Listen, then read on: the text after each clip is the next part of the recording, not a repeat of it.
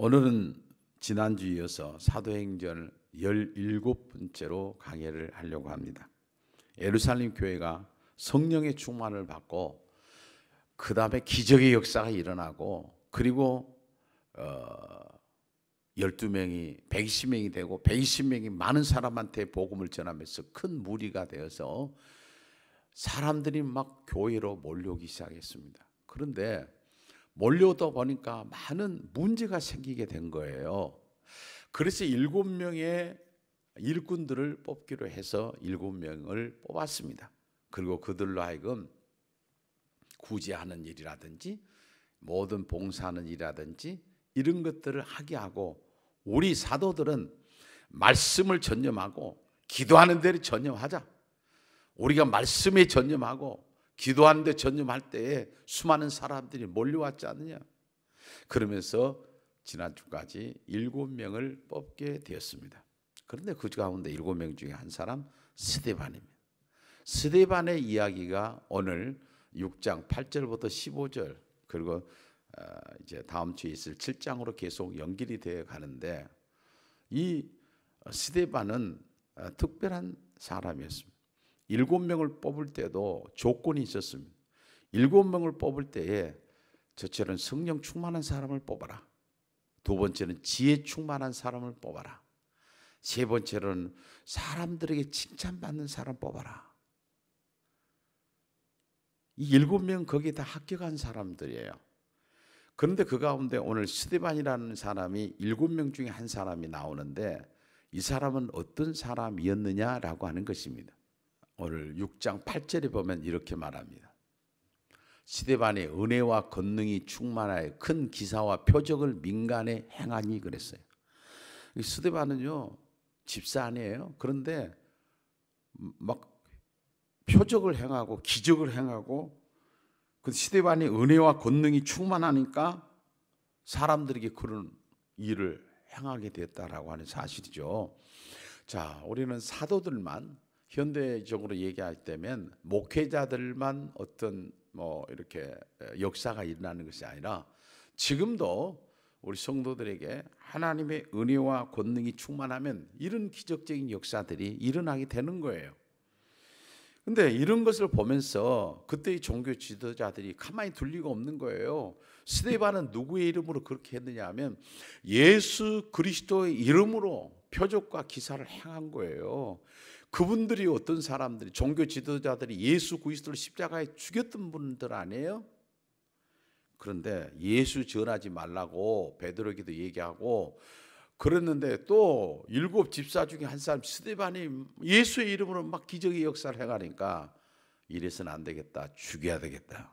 그런데 스데반을 데려다 놓고 논쟁을 하기 시작합니다. 오늘 성경에 보니까 그들이 논쟁했지만은 스데반이 지혜와 성령으로 말함을 그들이 능히 당하지 못했다 그래요. 논쟁에 이기지 못했다는 것은 뭔가 하면 스데반이 아니에요. 스데반을 통해서 역사하신 하나님이에요. 스데반을 통해서 역사하시는 성령 하나님께서 그렇게 스데반을 통해서 말하고 계신 거예요. 그러자 그들은 이제 스데반을 적극적으로 죽일 방법을 찾게 되었던 겁니다. 그 죽일 방법이 오늘 거짓말을 시키자. 그래서 11절에 보면 이렇게 말합니다. 사람들을 매수하여 말하게 하되 이 사람이 모세와 하나님의 모독하는 말을 하는 것을 우리가 들었노라 하게 하고 그랬어요. 자, 여러분, 사람들을 매수했다는 건 돈을 주고 사가지고 너 거짓말 좀 해줘. 그러면 내가 돈을 얼마 줄 테니까.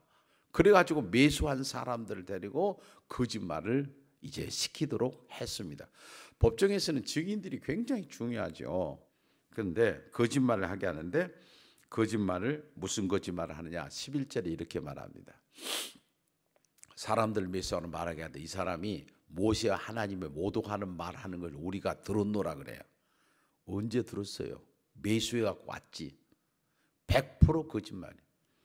두 번째는 매수당한 사람들 또 거짓말을 하는데 14절에 이렇게 거짓말합니다. 그의 말이 이 사람 나사렛 예수가 이곳을 헐고 또 모세가 우리에게 전하여 준 규례를 고치겠다 함을 우리가 들었노라. 언제 들어요? 100% 거짓말. 세 번째 거짓말입니다. 13절인데 거짓 증인들이 세우니 이르되 이 사람이 이 거룩한 것과 율법을 거슬러 말하기를 마지 아니한도다. 거짓말이에요. 가인과 아벨이 하나님 앞에 제사 지내는 장면이 나오는데 가인이 아벨을 죽였잖아요. 돌로 쳐 죽여버린 거예요. 그때 하나님께서 말씀하신 거예요. 아벨의 피가 내 귀에 들린다. 아벨의 피의 소리가 내 귀에 들린다. 사람들은 다 감춰진 것 같지만은 하나님은 그것을 알고 계신 거예요. 마침내 공회 재판정에 세우게 됐습니다. 우리가 공회 재판장에 세우려고 하면은 사내들인 재판은 굉장히 무서운 겁니다. 거기는 죽일 수도 있고 살 수도 있는 사내들인 재판이라고 하는 것은 예수 그리스도를 십자가에 죽은 데 재판했던 그 장소입니다. 그 예수님을 십자가에 못 박자고 완전히 판결이 난 곳이 사내들인이에요. 그런데 사내들인 앞에 세우려고 하면은 어떻게 해야 되느냐? 이분들이 계획을 세우는데 12절입니다. 백성과 장로와 서기관들을 충동시켜 와서 잡아가지고 공회에 이르러. 여러분 이제 스데반은 사내들인 공회 앞에 섰습니다. 죽을 수도 있는 그런 상황이에요. 그런데 스데반은 그 얼굴이 천사의 얼굴 같았다고 말하고 있습니다. 오늘 15절의 말씀입니다. 공회 중에 앉는 사람들이 다 스데반을 주목하여 보니 그 얼굴이 천사의 얼굴과 같더라 그랬어요. 여러분 이런 거짓말을 그렇게 하고 억울하고 그런 가운데 어떻게 얼굴이 스데반같이 변할 수가 있을까요? 어떻게? 자신을 향하여서 거짓말하고 하지도 않는 것에 대해서 그렇게 말하고 그러면 그 안에서 얼마나 분노가 일어날 거예요. 아니라고 나 그런 일 한 적 없다고 그렇게 한마디도 안 한 거예요. 왜 나를 이렇게 하느냐고, 내가 무슨 잘못을 했느냐고 그런 말을 해야 되는데 아무 말 안 해요. 성경에 보면 믿음의 사람들의 모습이 이와 같습니다. 자기가 굉장히 억울함을 당해도 한마디 하지 않아요. 대표적인 사람을 얘기하려고 하면 요셉입니다. 요셉은 많은 억울함을 당했어요. 그런데도 거기에 대해서 말하지 않습니다. 입을 꼭 다물고 있습니다. 또 한 사람을 들려고 하면 마리아입니다. 어떻게 처녀가 아이를 임신했는가? 말이 되느냐? 누구에게 물어본들 말이 되느냐? 그래도 이 마리아는 아무 말이 없습니다. 그리고 말씀대로 이루어지다. 오늘 스데반뿐만 아니라 믿음의 사람들은 거의가 그랬어요. 자기가 억울함을 당해도 분노하거나 억울함을 당해도 아니라고 변명하거나 그러지도 않았어요. 그런데 스데반이 왜 천사의 얼굴처럼 되었을까? 이런 상황에서, 이런 분노가 치밀해야 될 상황에서 왜 그의 얼굴은 천사의 얼굴같이 되었을까? 오늘 우리는 6장에 와 있지만 7장으로 들어가야 되면 그 원인이 나와 있습니다. 그렇게 된 원인이 7장 55절에 보면 이렇게 나옵니다. 스데반이 성령 충만하여 하늘을 우러러 주목하여 하나님의 영광과 및 예수께서 하나님 우편에 서신 것을 보았다 그랬어요. 자, 이런 상황 속에서 사람들을 보는 것이 아니라 공회에서 자기를 죽이려고 했던 사람을 보는 거 아니라 스데반은 예수 그리스도가 하나님 우편에 서신 것을 보았다라는 사실이에요. 그 서신 것을 보니까 얼굴은 천사의 얼굴 같이 되었다라는 사실입니다. 7장에 가서 죽음을 당하게 되는데 7장 60절에 보면 이렇게 말씀합니다. 무릎을 꿇고 크게 불러 이르되 주여 이 죄를 그들에게 돌리지 마옵소서. 이 말을 하고 잔이라 그래요. 여러분 이것은 어디서 많이 들어본 얘기 같잖아요. 예수님이 십자가에 죽으시면서 7마디 가상 7언을 하셨는데 그 가운데 하나가 뭔가 하면 이렇게 말한 것이죠.